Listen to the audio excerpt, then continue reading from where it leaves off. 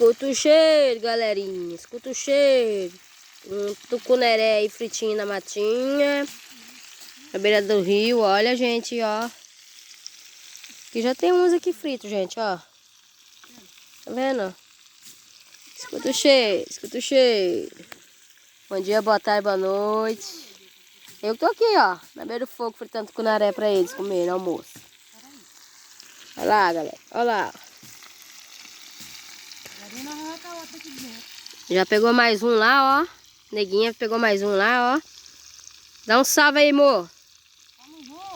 Olha lá, tá as meninas ali.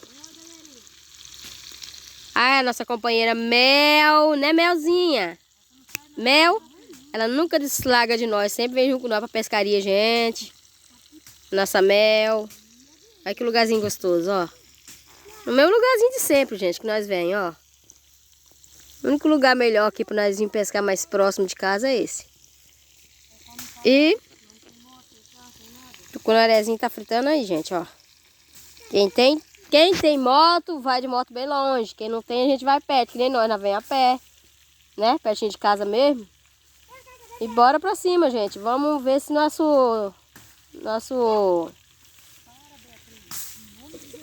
peixinho vai pra frente.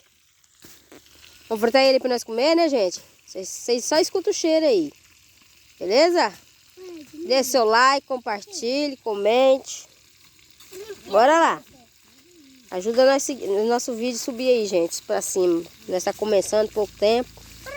Aí vocês ajudam nós, beleza, galerinha? Valeu!